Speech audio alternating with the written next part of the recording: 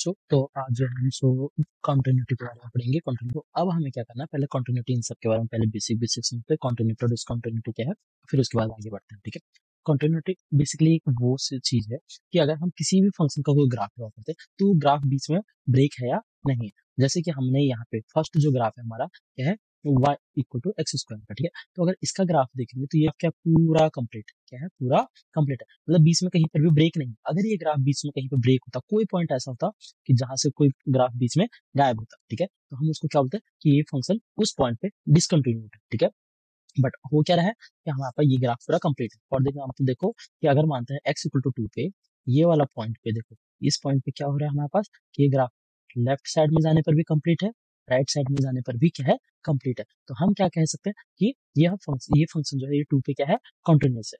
ठीक है, तो ऐसे हमारे पास अदर चीजें होती है। इसको समझने के लिए और अच्छे से हम क्या कर सकते हैं, कुछ ग्राफ देखेंगे। ठीक है, जैसे कि हमारे पास ये है ग्राफ। अब देखो पहला ग्राफ हमने लिया है साइन एक्स का। ठीक है, अब ये साइन एक्स में क्या हो रहा है कि अगर तुम पूरा ग्राफ देखो तो ये पूरा ग्राफ क्या है, कंटिन्यूअस। कंटिन्यूअस का मतलब क्या है, ये ग्राफ कहीं पे ब्रेक हो ही नहीं रहा है, तो इसको हम क्या बोलते हैं कि ये ग्राफ पूरा कंटिन्यूस है। तो ऐसे हमें काफी आगे जाके प्रूव करने के लिए आएंगे कि कौन से कंटिन्यूस है और कौन से कंटिन्यूस नहीं है। ठीक है, देखो अगला क्या है हमारे पास, कॉस एक्स है। कॉस एक्स का ग्राफ भी कंटिन्यूस है। ठीक है, एक लीनियर लाइन, लीनियर का फंक्शन कभी भी होता है ना, तो उसका ग्राफ अगर चेक करेंगे, जैसे अभी ये है 2x+1 का ग्राफ है। ठीक है, तो ये कभी भी किसी भी पॉइंट पे अगर तुम चेक करना चाहोगे ना, तो ये क्या है कि हर पॉइंट पे क्या आएगा, कंटिन्यूअस आएगा। ठीक है, लेकिन कभी कभी इसमें कुछ लिमिट्स लगा करके इसको डिसकंटिन्यूअस बनाया जाता है। ठीक है, देखते हैं 5x-3 ये हमारा क्वेश्चन का है, फर्स्ट क्वेश्चन है, इस पे प्रूफ करना होगा, तो हम वो भी करेंगे। ठीक है, अब थोड़ा सा देखो, अब मैंने ये दो फंक्शन दिए। ठीक है, अब क्या हो रहा है, इस फंक्शन की अगर खासियत देखें तो क्या है हमारे पास, इस पॉइंट को ध्यान से देखो, थोड़ा सा कर लेते हैं।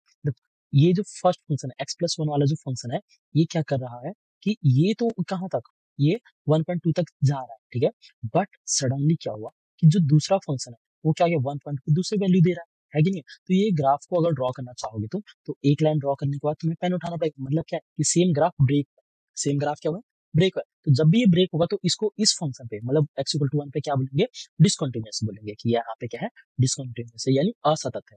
ठीक है, तो इसी चीज को हमें ग्राफ में मतलब बिना ग्राफ प्लॉट किए हुए अब आगे जाके प्रूफ करना पड़ेगा कि कौन सा कॉन्टिन्यूअस है कौन सा डिसकंटिन्यूअस है। बेसिक सा चीज क्या है इनके लिए कि अगर उस पॉइंट पे वैल्यू सेम नहीं आ रही है तो उसको डिसकंटिन्यूअस बोलेंगे, वैल्यू सेम आएंगी तो कंटिन्यूअस बोलेंगे। ठीक है, जैसे समझने के लिए देखो अगला ग्राफ है हमारे पास sin x और cos x, इस पे कुछ लिमिट लगा रखी है। देखो क्या ये ग्राफ आपस में पूरे कंप्लीट है, बिल्कुल कंप्लीट है, तो इसको हम क्या बोलेंगे कि ये कंटिन्यूअस बनाएगा इस रेंज में। ठीक है, हाँ, ऐसे हमारे पास और है, ये क्या है 5x+3 का ग्राफ है।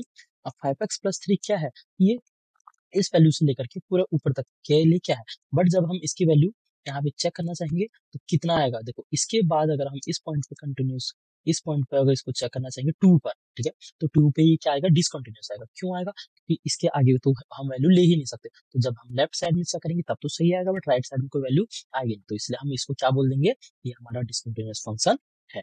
ओके, और ऐसी बहुत सारी मैथमेटिकल वीडियोस के लिए जुड़े रहें और जल्दी ही हमारे इस चैनल पे एनसीईआरटी के सभी क्वेश्चन के solutions available. So much for watching.